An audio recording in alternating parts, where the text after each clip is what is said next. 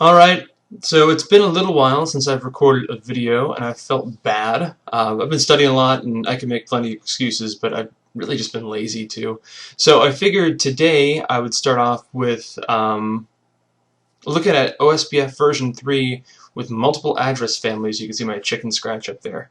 So we have a really basic topology to show this off. There's R1, R2, R3, and they're all interconnected in this fashion.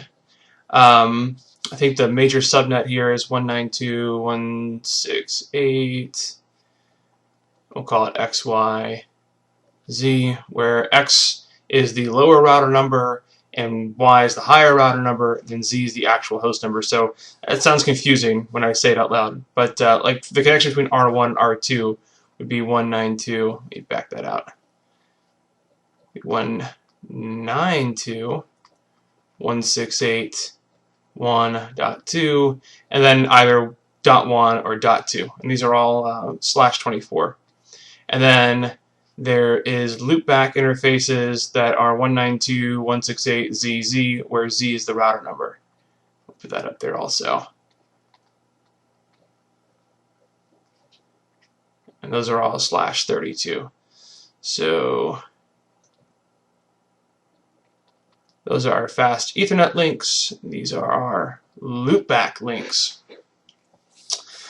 So the objective here is to use OSPF version 3 to connect all of these routers, which if you've done any homework, then you know OSPF version 3 is traditionally just for IP version 6. But in some pretty recent, I think 15.3, I'd have to look, and I'm not going to do it right now, but in some recent iOS code, OSPF version 3 has been expanded to include multiple address families, so we can support IP version 4. So let's take a look at our routers here. Do a show IP int brief, exclude unassigned. So you can see that there's some IPs assigned as we discussed. We'll do a show IPv6 int brief. We'll exclude unassigned here also. You can see that we're not actually running any IP version 6.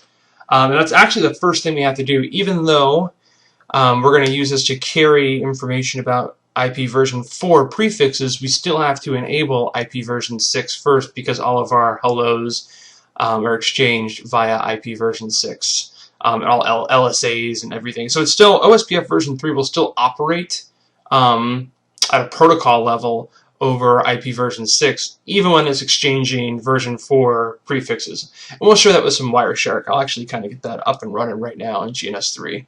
We'll look at this link.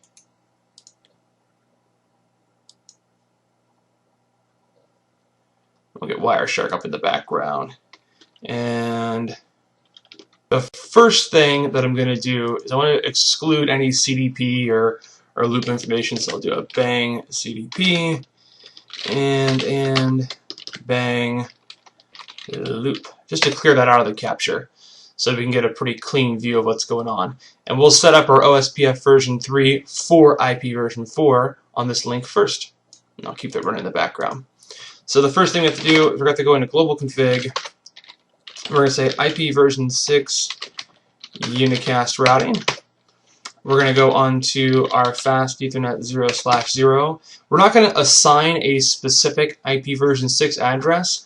If you want to assign a specific IP version 6 address, all you need is link local for this to work. But we're going to do IPv6 enable, which will just toss a link local address on there for us, auto configure it. We'll do the same for fast Ethernet 0/1, and for Ethernet loopback 0, we'll do IPv6 enable.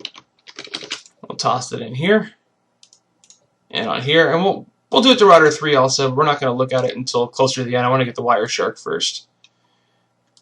Actually, I want to see if we can get the exclude ICMPv6 also. We want to make sure that's not showing up in the Wireshark. Okay, so now that that's running, we're going to do router OSPFv3. We'll assign a process ID. I'm just going to run with process ID 1. And then we'll do address family IP version 4. That's all we have to do under global config for a basic setup. And we're going to go on to fast Ethernet 0/0. We'll do OSPFv3 process ID 1 for IP version 4, and we'll assign it to area 0. We're going to do that on FA 0/1 and on our loopback. And we'll do the same over here on R2. We'll bring up our Wireshark in the background. You can actually see the OSPFv3 hellos here. Notice that it is talking on IPv6 just as expected. We'll give that a second for our neighborship to come up.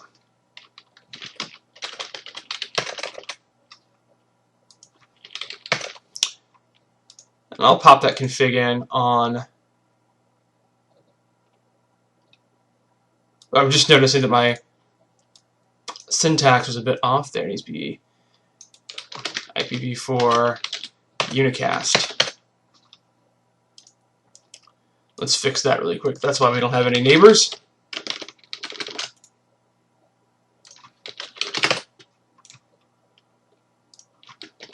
Let's repaste. Oh, and it actually did come up already.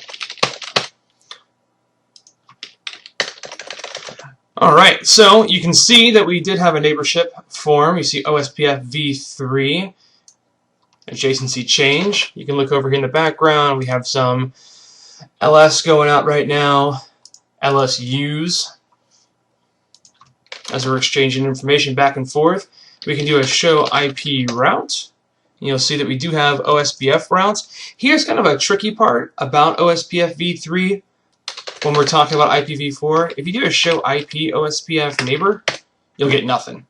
That's because show IP OSPF neighbor is specific to OSPFv2. So if you want to see your IPv4 neighbors within OSPFv3, you're actually just going to do show OSPFv3 neighbor. And you'll see that we do have our neighbors here with our fancy neighbor ID. And that's where all of your show syntax is going to be stemmed off of, is OSPFv3 specific. So we'll do show OSPFv3 interface brief, and then everything that you're familiar with OSPF will work. Just pull the IP out and swap in OSPFv3. Same thing with show IP route. If you show IP route OSPF, you'll get nothing. Show IP route OSPFv3, and there are your routes. And of course, we can do some basic reachability tests. We'll ping 192.168.1.1, and we'll source from our loopback. That works just fine. You can see that show up on the Wireshark on the side here. So reasons that you might do this is, now that it supports multiple address families, you can actually do multi-VRF setup. So if we dropped into our router OSPFv3, now you can do address family IPv4 unicast, and you can specify a VRF. That way you don't have to do multiple OSPF process IDs for each VRF that you're running if you're doing a multi-VRF OSPF sort of setup.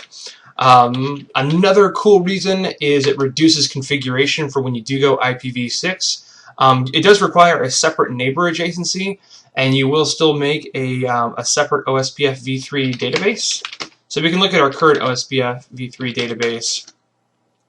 Right now, you'll actually see a separate database for the address family of IPv6 if you're running v6 and v4 side by side. But you don't have to redo authentication, which, speaking of authentication, now you can have OSPFv3 communication secure with IPsec, carrying v4 prefixes. So if you're a fan of IPsec authentication that you get with OSPFv3, but you're not running v6 internally yet, now you can get those authentication benefits without having to run v6. So I thought that was kind of cool also. But yeah, I like this new sort of consolidated view. It makes OSPF look a little more clean. And also, it's more in line with the way that all of our other modern routing processes are going. You know, BGP is multi-address family. EIGRP named mode is also. It's more of a modern configuration, more in line with how we do everything else now. So I think that's very cool. So I just thought I'd show you guys just a brief how OSPFv3 works. I know that I went through it pretty fast, so I'm sure if you guys have any questions, you'll just leave some comments in the video. So thanks for watching, guys.